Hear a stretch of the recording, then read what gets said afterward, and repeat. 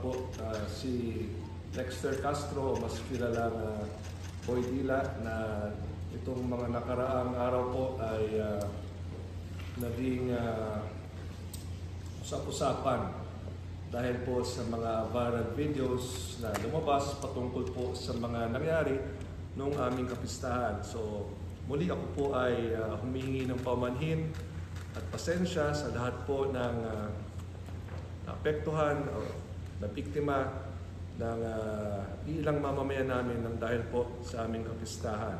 At isa nga po sa talagang para marinig ka nila. Noong una po, nagpapasensya po ako sa amin ngayon na sa nagawa ko po.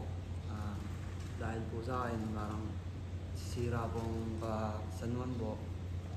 Lahat po ako humingi po ako ng paumingi sa inyo sa mga nasasabi ko po sa inyo. Lalo na po sa rider, humingi po ako ng tawad po sa inyo at gusto ko po kayong makita sa personally na gusto ko po sa inyo humingi ng paumanhin po.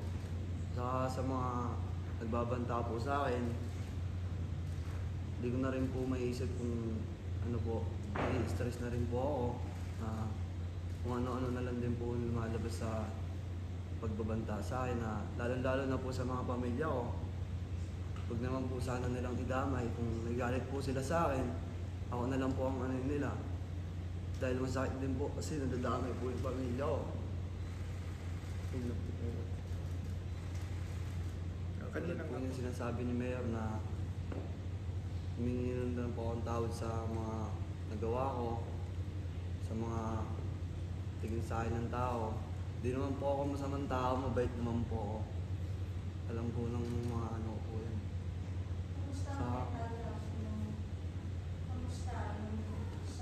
Medyo stress na rin po, hindi ko na rin po alam kung saan po ako lulugar. Sa mga pinagsasabi po nila sa akin, wala po, hindi na rin po talaga. Mo itong bayaran because of this, because of that, may mga ganun ba? Wala naman po, puro pagbabanta lang po yung ginagawa po nila sa akin. Nakakesyo ganyan, ganito ganyan, papatay na lang daw po ako. Para po sa akin na nai-stress na rin po ako, syempre hindi ko rin po kilala kung sino yung mga yan. Ganyan lang po. Mayor, may pananagutan ba siya technically, Mayor, sa ordinansa natin? Alam niyo po, ng ating ordinansa, ang mga nakasaad na bawal doon, una yung sa pilitang pagbubukas ng mga sasakyan para mambasa, yung pagsampa sa mga sasakyan o pagyanig nito. No? So specifically, yung kanyang ginawa na pagbabasa gamit ng water gun at yung pangdidila, no? Kung tutuusin, talagang walang violation nito. Kahit sa batas, no? Kinonsulta po namin sa ating mga abogado. Si Vice Mayor Agkawila ay isang abogado. Kinonsulta natin ang ating City Legal Officer, ating City Administrator. Lahat sila abogado. Wala kasing violation ng anumang batas. Ngunit kung sakaling yung rider na binasa niya, nasira ang cellphone o di kaya ang laptop, pwede siyang kasuhan ng reckless imprudence resulting to damage to property. Pero depende ngayon yan kung yung rider na ito ay pupunta dito upang mag-file ng complaint. Yun nga po yung sinabi ni Lexter kanina. Napanood ko rin yung kanyang pinost kahapon sa social media na humingin siya ng paumanhin dun sa rider. Ang gusto nga po sana mangyari ni Lexter ay makapagkita sila ng rider. I can actually arrange it doon po sa ating rider.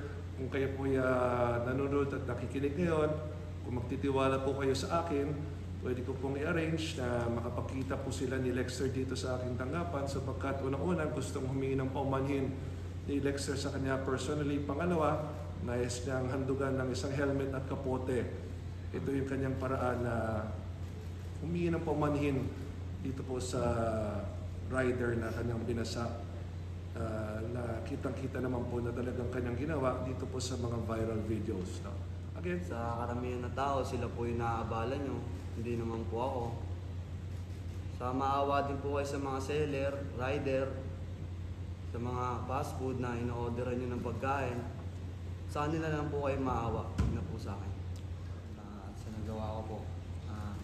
Dahil po sa akin, parang sira pong kasanuan po.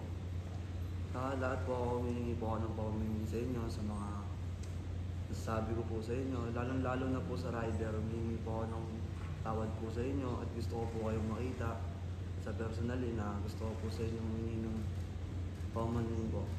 Saka sa mga nagbabanta po sa akin, hindi ko na rin po maiisip kung ano po, stress na rin po ako. Kung ano-ano na lang din po lumalabas sa pagbabanta sa akin na lalo-lalo na po sa mga pamilya ko. Huwag naman po sana nilang idamay. Kung nagalit po sila sa akin, ako na lang po ang ano nila. Dahil masakit din po kasi nadadamay po yung pamilya ko. Kanina nga